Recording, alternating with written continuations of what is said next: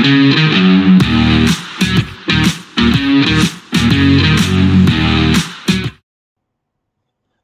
welcome back to the SuperCoach Enough channel. In this video, we're going to just take a bit of a look at where we're at in the 2024 NRL preseason and address, I guess, some of the questions we have around each of the 17 clubs at this time. So at the time of recording, and probably the time this goes out, all going to plan will be 17th of January. So, still a month away from even any preseason games or things like that. But I guess it's just a collation of, the current chatter around the Supercoach and NRL Fantasy space for that matter. Mostly about, the team setups and players in positions. And obviously then that impacts our decisions for our Supercoach and fantasy sides. So I thought we'd go through club by club, and we'll go in, alphabetical order of the mascots just to keep in line with the NRL website sort of stuff. So we'll kick it off with the Brisbane Broncos. And so I guess a few sort of questions that have popped up around the Broncos about who's going to take the wing spot. So originally the question was who's going to replace Herbie Farnworth, but Kevin Walters has come out and said that he's pretty keen on Selwyn Cobbo moving into the centres, which then I guess creates an extra spot on the wing. So probably, the two wingers will come from Arthur's, Dane Mariner or Corey Oates. And saw an article today that says Corey Oates is pretty well in line to take back a wing spot. So it could be down to Arthur's and Mariner for the other sort of edge spot. Again, we've just got to wait and see what happens pre-season, but, that's where that's at. I guess the other sort of talk at the Broncos is around the number 10, so who's going to replace Tommy Flegler? Fletcher Baker was sort of the chat early pre-season, given that he's coming from the Roosters, but he has got an injury, so it does provide an opportunity for some of the other options. I've heard some chat about Corey Jensen. Kobe Hetherington's an option, but that would probably rely on Pat Carrigan moving into the 10, and then Hetherington could play in the 13. And Xavier Willison is another one who's sort of popped up with a bit of chat. Again, don't know who's favourite or anything like that, but there's probably going to be one of those sort of cheaper forward options that you'd hope would get some more minutes there at the Broncos, and obviously would elevate their Supercoach stocks. And I guess also, Pierre Cora looks like he's the favourite for that edge position vacated by Catewell. The question would just be, can he play 80 minutes, or are they going to try and rotate that somehow? Because I know he's a very popular pick on the edge. But as you'll see throughout this video, there's a lot of great options on the edges this season. So on to the Bulldogs, and the question I've really got is, where do you start? There's so much up in the air about how their team is going to shape up with all the players they've brought in without sort of clearly defined roles. In terms of fullback, there's been chat about Connor Tracy. Stephen Crichton was sort of signed as that marquee guy that could play at the back. You've got Blake Taff, who's probably out of those three the most proven at NRL level. So, which way does Seraldo go? And then in the centres, so obviously if one of Tracy or Crichton is in the centres, it's fair to assume the other one is locked into that centre spot. Bronson Sherry, it was thought that maybe he'd take some time to get in, but all reports are he could be ready to go for round one in the NRL.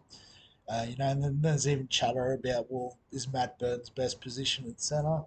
And I've said it all along that he's an NRL 5'8 representative. He's better at centre. And he's not the only player in that category in the NRL. So I think, lock him in at 6. And, you've got plenty of options for the centre and fullback anyway. So, you don't need to worry about that. But then, if they do decide to do something crazy with Burton, who becomes the halves? Is it Sexton? Hutchinson's come from the Roosters. Blake Taff, come up as a halfback, probably just didn't get the chance before Ilias sort of took the spot at the Rabbitohs. So, there's options there. The middle forward rotation, I think it's going to be 2 of Knight, Curran, Mann in the starting side. Obviously, the other one would come off the bench and play minutes in the middle. Um, but they could all sort of be about the same in that sense. And then who takes that utility sort of role on the bench? Is it just going to be like Kurt Mann, who can play 13 but can fill in wherever? Is it Hutchinson, who can probably do a job in the middle as well, given his size? Is it going to be someone like Blake Taft? They use him very similar to how he was used at Souths. Um, it's all up in the air at this point. So um, probably, yeah, one of the most intriguing sides to look at. And obviously, as a Dogs fan, I've got my own thoughts on it, but it will be interesting to see what they come up with. And as you can tell, probably the only positions that are locked, I think, and even that's a stretch, is you'd imagine Kiraz and Addo Carr on the wing. But there is a world where they want to get Blake Wilson on the wing and Kiraz could slide into centre. Don't think that's his best spot, but they did do that a bit last year. And the edges, I think it's going to be Kikau, Preston, and then Jamin Salmon on the bench as that edge cover. And next man up if one does get injured. So I think those positions are pretty comfortable. It's just the rest working around them. At the Cowboys, a fairly sort of settled side. Um, there is probably a bit of competition for the centre spot that Petahiku's left, but I don't know if there's a lot of Supercoach value there between Labert, who's probably the favourite, Valia, and maybe even Darby is an option. But I think Darby's more of a winger, so I didn't include that. I thought what was probably more interesting is around the forwards. So first of all, Cotter and Taumalolo both got massive engines. Are they going to be able to get more minutes and sort of, really use those bigger engines, or is Peyton going to continue with, you know, giving them less time on the field, sharing the workload? Um, yeah, it seems a bit silly to me when you've got two absolute weapons that you're just sort of keeping holstered in case of emergency. But that's his choice as the coach. And I guess the other sort of question is on the edges. They've got four pretty talented guys. Helam Lukey, Jeremiah Nanai, Luciano Leilua come to the club last year, and then Fini Fuiaki. So you'd imagine out of those four, Leilua's most likely to move into the middle rotation. Um, just given his size, and more so, I guess, the sort of freakish nature of the other three. Um, you'd imagine Lukey and Nano would be the favourites. Fini Fuiaki could find his way onto the bench. But they've got a lot of talent on the edges. It's just how do they, keep the peace, I suppose, in that sense. Next up, we've got the Dolphins, and I think the big question is just the fullback. They tried a couple of different options last year with the hammer. Cody Nicarima was there for a bit. They've got Herbie Farnworth and Jake Averillo coming in this year, who are both very capable in that sort of position. There was a bit of talk that Farnworth sort of come to the Dolphins to try and get a chance to play fullback. Um, my sort of gut feeling is those top three I've listed will be the fullback and centres, and you could almost rotate them between the three, and they'd all do a good job. But probably the hammer would be my guess if I had to pick one. Um, if it was up to me, just knowing what he could do from his Dogs days, I'd probably put Averillo up there. Get Hammer in the centres. But I don't think they can go too wrong either way. But obviously, whoever did get that number one spot does have that slight advantage in Supercoach in terms of the upside. And particularly given that the Dolphins have the really good bye schedule, that could be excellent if it ended up being someone like Farnworth who's playing fullback. You could get a fullback in the centre wing spots that he's going to play all through the origin period. The Dolphins play all three big bye rounds, so he would be massive for cover in that sense. But they might want to throw Nicarima in there. I don't know how they'd fit the other three in.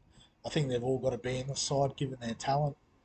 Um, but just throw him in there because he was an option last year and did a decent enough job. So on to the Dragons. Couple of big questions there at the Dragons.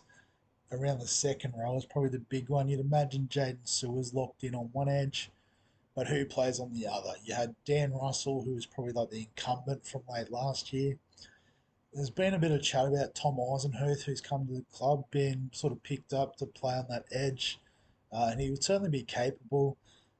He's one that in the past I've been keen on trying to get into my super coach side. He just never gets the minutes. One of those classic players that's too versatile for his own good. Can play off the bench and cover the middle, the edge, even centres at a pinch. Or you've got the Couchman brothers. They're both young up and coming Dragons juniors. So maybe one of them could clinch the spot. And if they did, probably good news for us because I think they're the cheapest of those options in the second row. I guess also some questions around the spine, particularly, who plays number six. Maybe a bit less of a question about who plays number one. There was a bit of chat last year about trying to get Zach Lomax in there. Um, Looks like Shane Flanagan's come out and sort of said that he thinks he can unlock him at centre. So it's probably going to be Tyrell Sloan. And, whether he can lift his game to the next level would be interesting to see. Um, I've said it a lot in the off season already. I think Kyle Flanagan is going to get the sixth spot, um, and working under his dad, where he played his best footy at the Sharks. Um, working with Ben Hunt, I think that could be a pretty good combination to unlock Kyle as well, who has proven that he's a decent NRL player in the past. I guess then if Flanagan plays six, how does that affect the hooker rotation? Um, Jacob Little, you'd imagine, would be the starter, playing a lot of minutes. But do they have? I can't remember his last name. Starts with M. It's a bit of a weird one. Mel Houston or something. They've got him as a young option that could play off the bench. Do they just play Little for 80 minutes? Obviously, that would be very nice for Supercoach. And I guess what that comes down to is they do have a new coach. So if you think back to last year, I think there was three new coaches. You had Andrew Webster at the Warriors, Serraldo at the Dogs, and Seabold at Manly. And I guess you look at the likes of a Jackson Ford, who was, a fringe sort of player at the Dragons, went to the Warriors, got a new coach there. He was the sort of player that Webster wanted in his side, and he became a massive cash cow for us. So with the new coach, it's always exciting to see what players they give opportunities to, because that's where we can really find the value. So the Dragons and the Titans being the other team this year with the new coach, they're probably the two to watch the closest in the preseason, as well as the Bulldogs I've already thrown in. So yeah, Dragons very excited to see what they come up with. At the Eels, you look at the side, it seems pretty settled. So then the question is what actually changes? Because they finished 10th last year. They're a club that aspires to do better than that with the roster they've got. And the only players they've brought in are Morgan Harper and Tuolungi from the Tigers. And you'd imagine maybe Harper would be a straight swap for Warner Blake in the centres. But, Tuolungi, they're pretty well stacked on the edge. He's probably replacing like an Andrew Davey, who did a job off the bench, but, it was nothing to write home about. So when you look at it, you're like, well, what's going to be different this year? Um, and for that reason, the Eels are a team that I'm really not excited about in terms of Supercoach or NRL Fantasy, other than how soon can I get in Jermaine Hopgood? um, and Dylan Brown, I suppose, as well, at 5'8", would be a pretty nice option. But, they're both highly priced, no real value there in that sense, so they're more of a sit and wait and see. Newcastle Knights next, and a couple of. Well, I guess the big question is who's going to get the starting spot on the second row left edge. Is it going to be Dylan Lucas, who played a lot there last year, or is it going to be the new import Pierce Paul from England? They're paying him a decent stack. He is sort of recovering from an injury at the moment, so they may want to start with Lucas and ease Pierce Paul in. Um, but whichever way it goes, I think they're a player you want to target because on that edge outside of Kalen Ponga is a pretty nice place to be. You only have to look at the likes of Greg Marsley last year, who has that power game built into his Supercoach scoring. But when you add the tries coming down the left edge, absolute field day. And Dan Gagai as well, although it was probably best playing left centre, I can't remember. But both centres did awesome. And, the one getting fed by Kalen Ponga is doing pretty well. And I guess, there is a question around the Dom Young replacement on the wing. Looks like it'll be Tom Jenkins, but Mapapa Langi from the Knights sort of junior ranks, uh, well priced in Supercoach, 219k. He's the one we'll be cheering on in the preseason. But I don't expect that to be the case. I think Tom Jenkins is going to be the man. At the Panthers, I think the only question is who replaces Stephen Crichton, and it's probably just going to come down to if Talon May is ready to go for round one. Recovering from an ACL, it can be a bit slow to start. They may want to ease him in through reserve grade, perhaps, but you'd imagine in their best 17 scenario, they bring Talon May in. He probably switches to the wing, and they bring Taruva across to the centre. Is how I'd imagine it going. Particularly given that Tungo and May had such a great combination back in 2022 when Taylor May carved it up and scored all the tries. So that's how I'd see it going. But, it could be Tyrone Peachy. It could be Paul Alamotti, who they brought in from the Dogs. Could be Jesse McLean, who's another Panthers junior who's got big raps on him. But yeah, I think it's Talon May's spot. It's just whether he's set to go for round one. At the Rabbitohs, not a lot to talk about. Fairly settled side. Didn't really bring anyone in other than Jack Whiten. And so for that reason, I think there's a bit more of a question around the right wing spot. Tane Mill played a lot there last year. You had Munro who debuted and carved it up and looked really good. And if he got the start, he'd get a few followers on Supercoach and even NRL Fantasy just because of his try scoring ability. Thompson's played there a bit.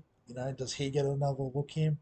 But then also Isaiah Tass. He did nothing wrong playing left centre the last couple of years, but you'd imagine Jack White's going to come slot in that spot.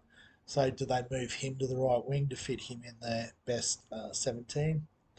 Or even, play him on the left wing and switch AJ to the right wing? Um, so he could be a bit of a smoke. He does sort of disrupt that position. And the other sort of question, and this is something that's come up just recently in my radar, but there's a bit of chat about Tallis Duncan.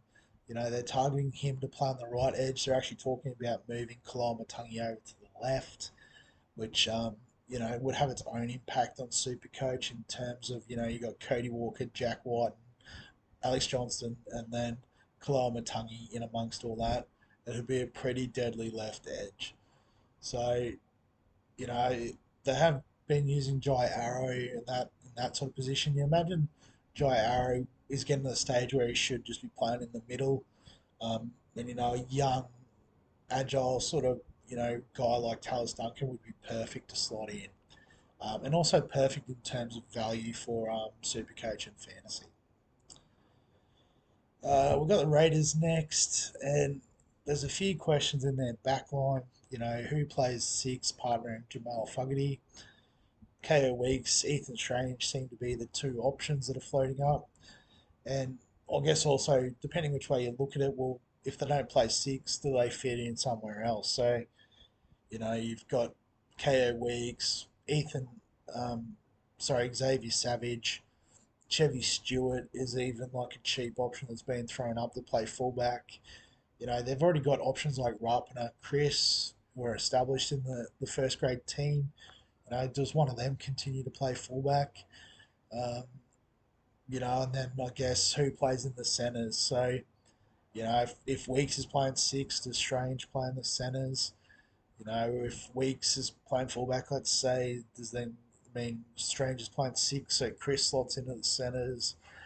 Um, there's a few questions. I guess Timoko is locked in the centre. I should have had.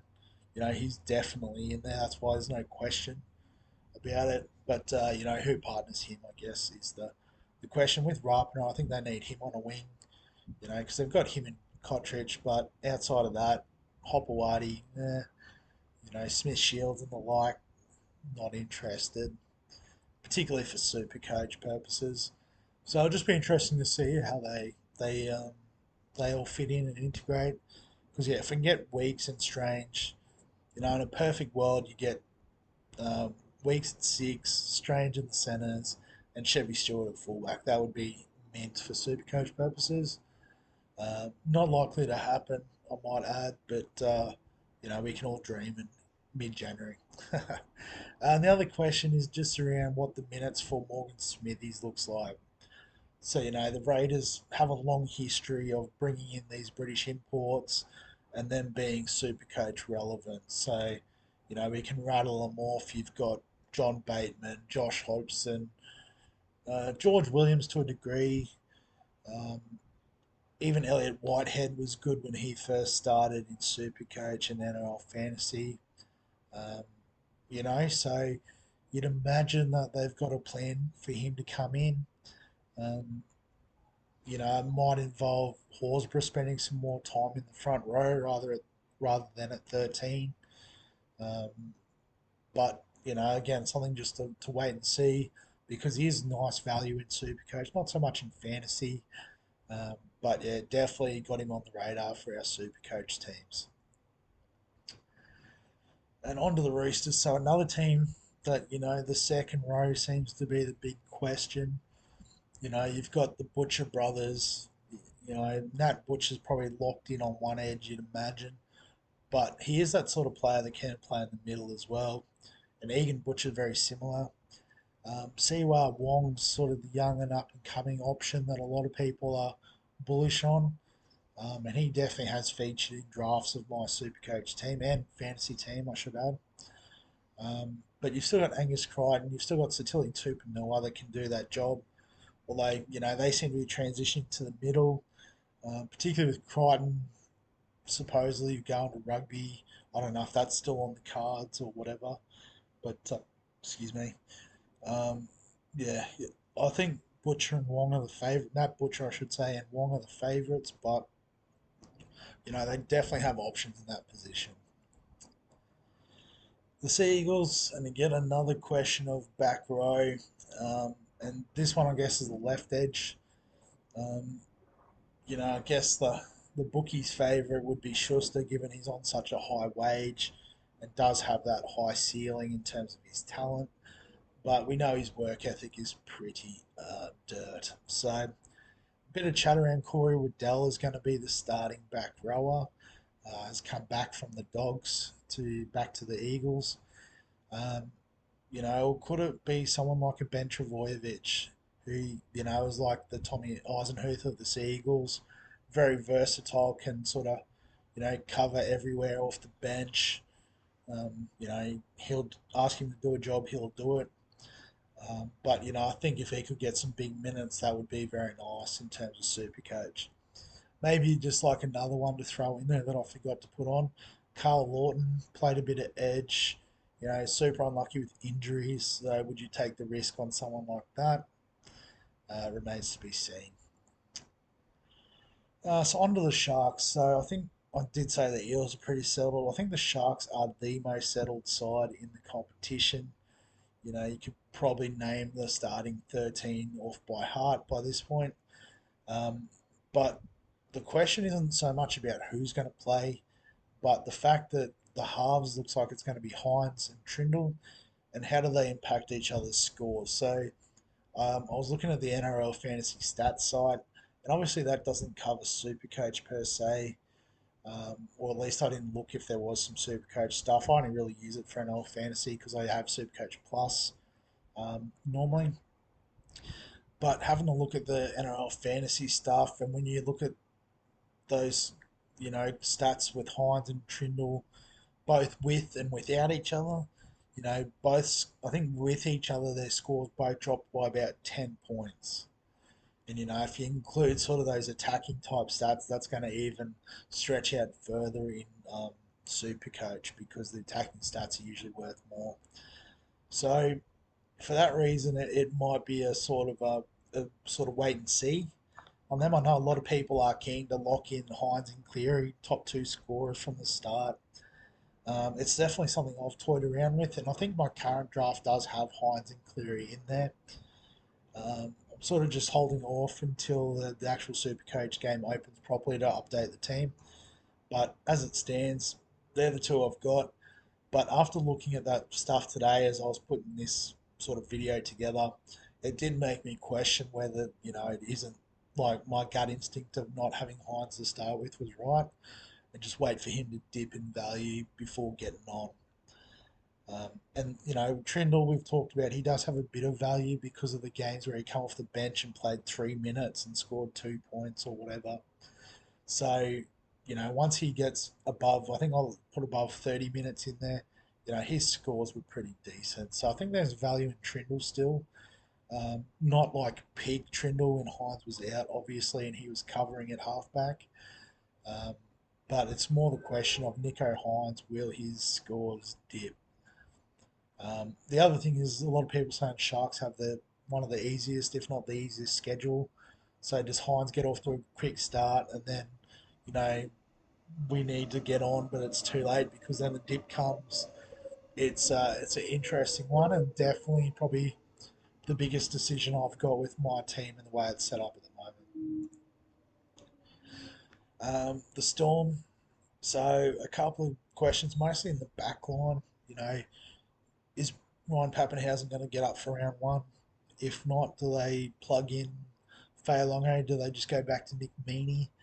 Um, and then obviously that'll impact the centres. So Olam was probably the most nailed on centre. He's now gone to the Tigers. So, they've got Remus Smith, they've got Nick Meaney, who probably by reputation would be the two incumbents. You've got Marion Seve, who's gone all right when he's filled in. And then you've got Fa'alongo, who's obviously a talent, and, they need to try and get him in the squad somewhere. Can they do that through this available centre spot that's popped up now? And then I guess in line with Justin Olam going, Sean Blaw's come in. So does that mean that Trent Liero moves to the middle, where the Storm probably are lacking a little bit, and someone like Liero can do a job in the middle, and then they can use Sean Blaw on the edge, and having like an edge combination of Sean Blaw and Eli Katoa, is pretty sort of crazy and potentially scary for the rest of the competition. Um, yeah, so it'll be interesting to see how they use Sean Blaw now they've got him in the club. Yeah, he's probably just unlucky to be stuck behind a couple of weapons of the Tigers in Bateman and Papali'i. But yeah, it really feels like he could finally get a decent crack at starting in the NRL on the edge. And particularly if he plays outside of Cam Munster, he could be anything. So one to keep an eye on for sure. Onto the West Tigers. The only real question, I suppose, is who's going to play in the six. Is it going to be Finu? Is it going to be Jaden Sullivan? Um, Looks like Adam Dewey's going to miss the first half of the season. So, you'd imagine to be one of them. And then also, I guess, how is that impacted by Jerome Luai coming to the club next year? Do they try to develop someone like Fainu in the NRL if he's probably going to go back to sitting on the bench? Or do they have a long term view of him being the number seven? So they'll play him at six this year, get some experience on the field, and then perhaps, Aiden Caesar takes a step back next year. Um, I'll probably also have some questions around their back line or their three-quarter line. Who plays the wings and the centres, like Nofaluma, seems to be the world's worst defender. Um, that they try and shore up those sort of options. Obviously, they've got Olam to come in on the centre spot, but they've got the young guns like Folletti. Do they give him a bit of an extended run, or is it just a placeholder until Adam Dewey comes back in? Those sort of questions. The Gold Coast Titans. So a bit of chat about fullback. It looks like AJ Brimson is potentially moving to the centres. Um, whether that's, again, he's probably a bit like Matt Burton, NRL quality fullback 5'8". He's probably not going to play 5'8" while Kieran Foran's there though. So, you know, looks like they're going to move him to the centres to accommodate one of Campbell or Kinney. It sounds like Jaden Campbell is the favourite, but if Kinney got up and got the spot, he'd be even better super coach value and NRL fantasy value. Also, some questions about the halfback. Do they go with Boyd or Weaver? And again, that'll obviously have some impact on our decisions. But the fact is they've got Desi Hasler, the mad scientist, the other new coach in the NRL. Not new, I guess. Unlike last time where there was the two rookie coaches, Flanagan, Hasler have done it all before. So it's just more interesting to see how they set up their teams with the rosters they've got. Like the forwards minutes rotation could change. Like there's talk Fermor to slot back in on the edge, but will he be up and running from his ACL ready for round one? Like is there backline shuffle in terms of wingers and centres? Like, if AJ Brimson goes in, how does that impact the rest? So definitely just one to keep an eye on because, there'll always be that one player that sort of pops up as an option with the new coach giving them a chance. And finally, the Warriors. So another fairly settled side, particularly given their run last year. They've brought in Kurt Capewell, so the question is more who misses out of Ford or Niokore. Um, I'd imagine it'd be probably Niokore go to the bench just because he's a bit more versatile. But, he'll only sort of take the spot that was left by Josh Curran going. So it's just really who gets the number 6 role. Metcalf did a great job last year, but, Tamara Martin's done the job before. Harris DeVita's come back into the league, and you'd imagine he'd be the long-term replacement to Sean Johnson. So it's whether, do they play him back into it? Do they just leave him as the 7 and play him in reserve grade? Um, yeah, it could be any one of those three. I think they could all do a job. It's just whichever way Webster decides to go. But pretty sure that wraps the video up. So I guess, as always, if you've got any questions, thoughts, comments, feel free to get them below the video. If you're enjoying the NRL content and excited for the upcoming SuperCoach season or fantasy season, if that's your jam, give us the thumbs up. Subscribe for all the fantasy content. I know we've just cracked 190 subscribers, which is pretty crazy, almost 200. That would be absolutely mind-blowing. And other than that, we'll catch you in the next one.